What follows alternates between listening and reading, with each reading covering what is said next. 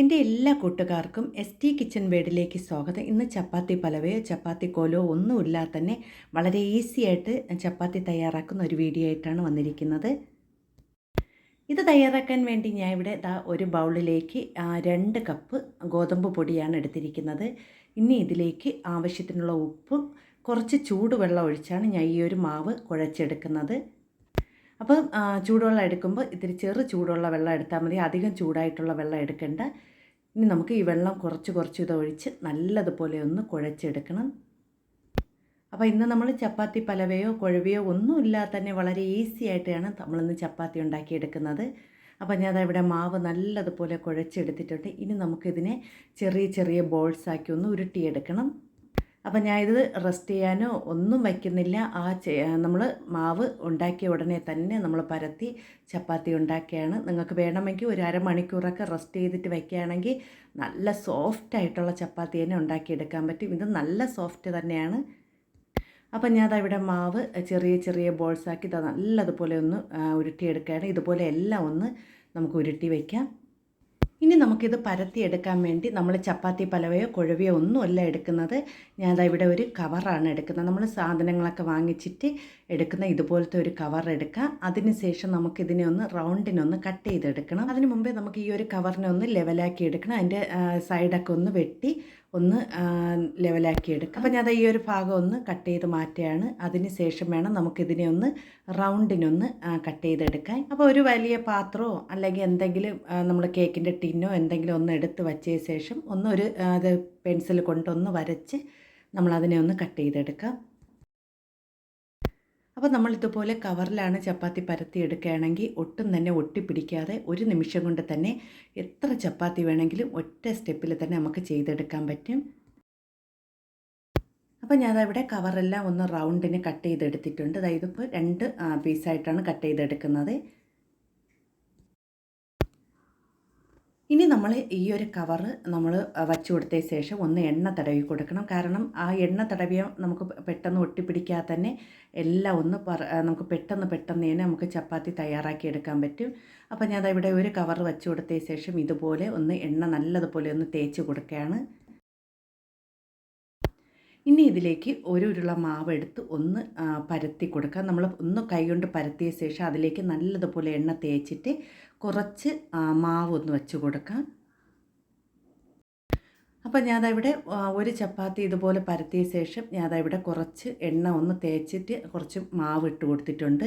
അപ്പോൾ നമ്മൾ വേറെ ചപ്പാത്തി മാവ് വയ്ക്കുമ്പോൾ അത് ഒട്ടിപ്പിടിക്കില്ല. അടുത്ത് ഇതുപോലെ ഒന്ന് പരത്തിയെടുത്തതിന് ശേഷം അടുത്തും ഇതുപോലെ ഒന്ന് എണ്ണ തേച്ച് കൊടുക്കുകയാണ്.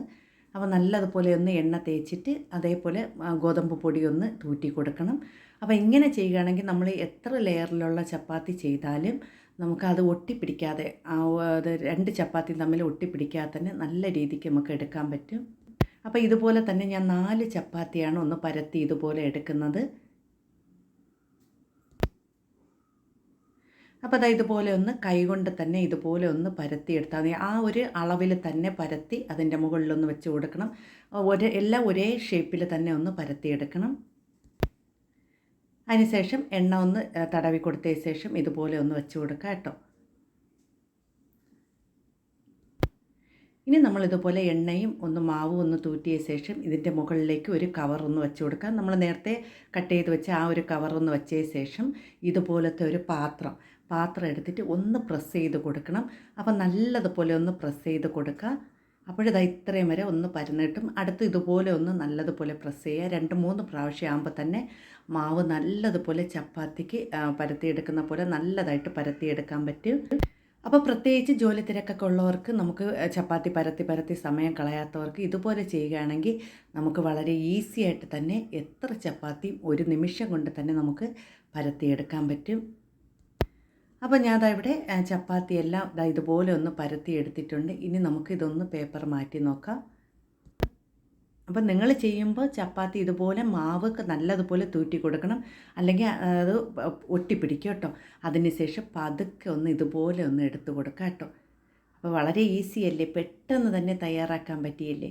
അപ്പോൾ കണ്ടോ, നല്ല കട്ടി കുറച്ച് തന്നെ നമ്മൾ പരത്തിയെടുത്തിട്ടുണ്ട്. ഇതുപോലെ തന്നെ ബാക്കിയിരിക്കുന്ന എല്ലാം ഒന്ന് ഇളക്കിയെടുക്കണം. ഇത്തിരി പതുക്കെ ഒന്ന് ഇളക്കിയെടുത്താൽ മതി കേട്ടോ. അപ്പോൾ നിങ്ങൾ ഇതുപോലെ എല്ലാവരും ഒന്ന് ചെയ്ത് നോക്കണം. പതുക്കെ ഒന്ന് ഇതുപോലെ ഒന്ന് ഇളക്കിയെടുക്കണം.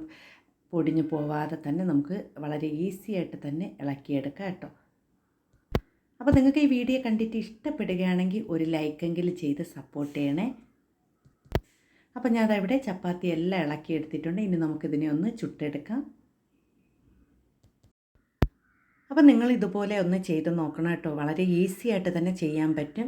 അപ്പോൾ ഞാൻ ഇവിടെ ഒരു പാൻ അടുപ്പിൽ വെച്ചിട്ടുണ്ട്. അതൊന്ന് ചൂടായി വരുമ്പോൾ നമുക്ക് ഓരോ ചപ്പാത്തി വീതം ഇതിലേക്ക് ഇട്ട് ചുട്ടെടുക്കാം. അപ്പോൾ നിങ്ങൾക്ക് സമയം ഉണ്ടെങ്കിൽ ഒരു അരമണിക്കൂറൊക്കെ വച്ചിരിക്കുകയാണെങ്കിൽ നല്ലതുപോലെ പൊങ്ങി വരുന്ന ചപ്പാത്തി തന്നെ ചെയ്യാൻ പറ്റും കേട്ടോ. ഞാൻ ഇത് മാവ് കുഴച്ച ഉടനെ തന്നെ നമ്മൾ ചുട്ടെടുക്കണം. എങ്കിലും നല്ല പഞ്ഞി പോലത്തെ ചപ്പാത്തി തന്നെയാണ് ഞാൻ ചുട്ടെടുക്കുന്നത്. അപ്പോൾ തിരിച്ചും മറിച്ചുമൊക്കെ ഇട്ട് ഒന്ന് ചുട്ടെടുക്കാം. അപ്പോൾ നിങ്ങൾക്ക് ഈ വീഡിയോ കണ്ടിട്ട് ഇഷ്ടപ്പെടുകയാണെങ്കിൽ എൻ്റെ ചാനലും കൂടി ഒന്ന് സബ്സ്ക്രൈബ് ചെയ്ത് സപ്പോർട്ട് ചെയ്യണേ. നിങ്ങളുടെ വിലയേറിയ അഭിപ്രായങ്ങളും നിർദ്ദേശങ്ങളും കമൻറ്റ് ബോക്സിൽ കമൻറ്റായി അറിയിക്കാനും ആരും മറന്നുപോലെ. പുതിയ കൂട്ടുകാർ ആരെങ്കിലും എൻ്റെ വീഡിയോ കാണുന്നുണ്ടെങ്കിൽ ഒന്ന് സബ്സ്ക്രൈബും കൂടി ചെയ്ത് സപ്പോർട്ട് ചെയ്യണേ.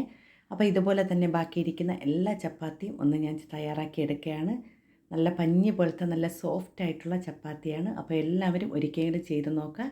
ഇഷ്ടപ്പെടുകയാണെങ്കിൽ ലൈക്ക് ചെയ്യണേ.